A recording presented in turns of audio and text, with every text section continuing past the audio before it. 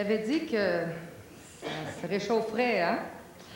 Alors, pour terminer la première partie de ce spectacle, nous voulons vous présenter un groupe et Héritage et patrimoine vivant a toujours été à l'affût des nouveaux groupes et celui-ci a à peine quelques mois.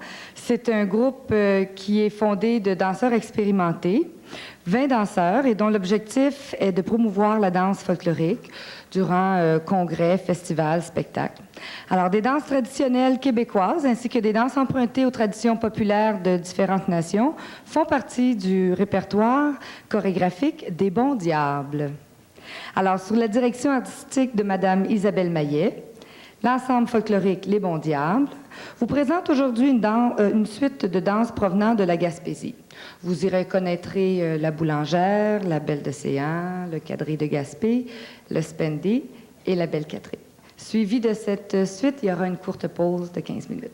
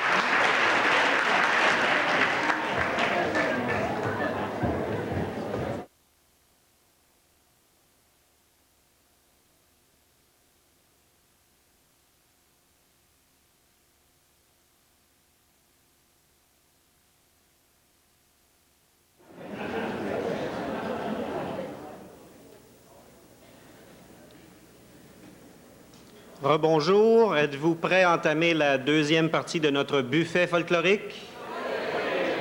À date, c'est pas pire, vous en avez eu pour votre faim, mais c'est pas fini, vous allez voir, la diversité continue. Ceux qui ont eu la chance de venir hier soir au spectacle, vous voyez que vraiment la grande richesse et la variété est sans borne. Ça montre qu'une petite partie de ce qui existe comme ressources au sein de notre communauté. Quand on parle de patrimoine d'expression, c'est synonyme beaucoup de bénévolat, d'implication au niveau de la communauté. C'est synonyme de communication, de réseau d'entraide, de collaboration. Et ceux qui ont eu l'occasion, durant la pause et avant le spectacle, de se promener un peu à l'entrée de la salle, vous avez vu qu'il y avait toutes sortes de kiosques d'information. Et c'est justement une preuve de ce dont je parle, cette implication d'individus, d'artistes, de regroupements, d'organismes. On n'a qu'à penser à des organismes comme la Société pour la promotion de la danse traditionnelle au Québec. Un bon exemple d'un organisme qui veut promouvoir la danse traditionnelle, la faire revivre. Ils organisent des veillées une fois par mois, les veillées du plateau. Ça marche très bien. Ce n'est qu'une petite initiative de tout ce qui se fait. Il y a des regroupements de musiciens traditionnels. Il y a de plus en plus des festivals, des fêtes populaires, des fêtes de quartier. Il y a des écoles qui se forment pour former des danseurs, pour former des musiciens. C'est là que ça se joue finalement. Tout le monde est conscient que les transmissions, ça ne se fait plus dans le cadre familial. Il faut le faire dans les écoles, dans les garderies. Il faut le faire dans la communauté. Un événement comme celui-ci, le Symposium québécois du patrimoine vivant, ça ne s'organise pas tout seul. Encore là, on parle de partenariat. C'est l'organisme Héritage et patrimoine vivant du Québec qui l'organise, mais il a besoin de partenaires. Et si on est ici aujourd'hui, c'est grâce à la collaboration d'organismes comme la Ville de Montréal, par le biais de son service des loisirs et du développement social, particulièrement la Maison de la Culture, Villeray-Saint-Michel, Parc Extension, et le Patro Le Prévost. Sans leur collaboration, on ne pourrait pas vous présenter un spectacle comme ça. Alors, il y a vraiment beaucoup de gens qui ont travaillé très fort pour mettre cet événement sur pied. Sur ce, il me fait plaisir de vous présenter la deuxième partie donc, de ce spectacle aujourd'hui. Il s'agit d'un groupe de musiciens qui a comme nom l'Orchestre Pravo. C'est un groupe de 4 musiciens. Ça a été fondé en 1990. C'est très intéressant parce qu'une bonne partie des musiciens sont également des danseurs. Ce sont des gens qui s'adonnent à un autre phénomène qu'on retrouve à Montréal, des gens qui se rassemblent pour faire de la danse folklorique internationale. Des danses qui viennent de tous les pays et des danses de chez nous aussi. Ils le font, ce sont des gens qui le font comme loisir. Et de plus en plus, on organise ce qu'on appelle des folkothèques. Le samedi soir, dans un sous-sol d'église ou un centre culturel, les jeunes se rassemblent et les moins jeunes aussi. Et ça donne à la danse, que ça peut être des danses mexicaines, des danses russes, des danses portugaises. On fait venir des professeurs et des spécialistes pour enseigner ces danses-là. C'est une des parties du patrimoine d'expression.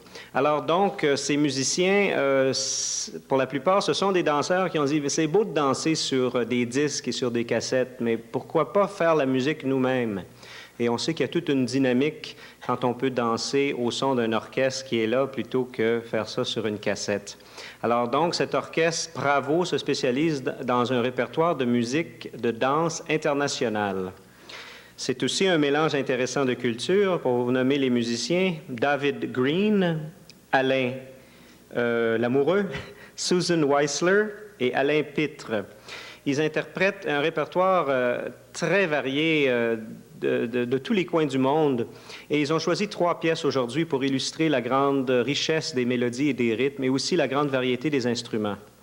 C'est intéressant. On a vu une troupe de la communauté arménienne. Ces musiciens vont ouvrir cette deuxième partie avec une pièce arménienne, une danse qui s'appelle Hey Par. Ensuite, une danse avec un rythme très particulier qui vient de la Macédoine. Ça s'appelle Mémédé. Et leur dernière pièce, c'est le nom du groupe Pravo. Il s'agit de peut-être la danse la plus populaire en Bulgarie. On les accueille, le groupe Pravo.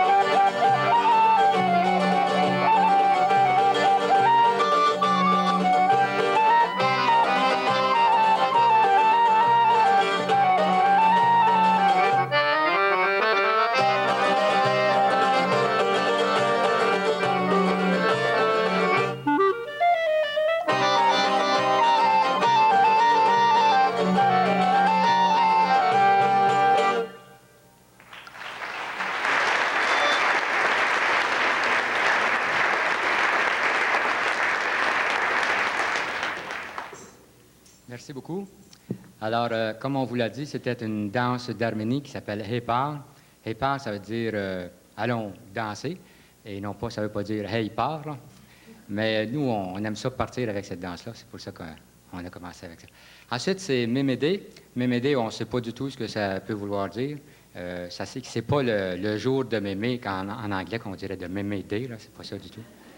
C'est Mémédé. On ne sait pas ce que ça veut dire, mais on aime beaucoup ça, cette musique-là. Alors, on va vous la faire.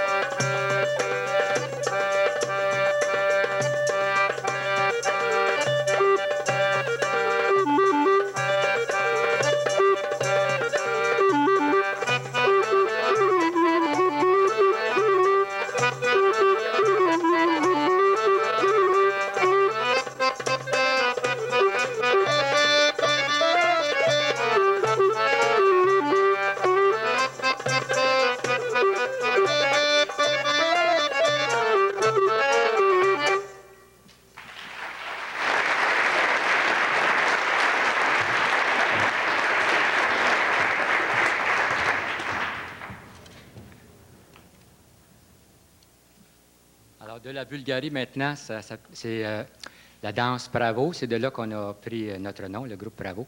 C'est un mot bulgare qui veut dire droit et qui désigne un peu la façon de danser cette danse-là. C'est la danse probablement la plus répandue en Bulgarie. C'est un peu leur danse nationale.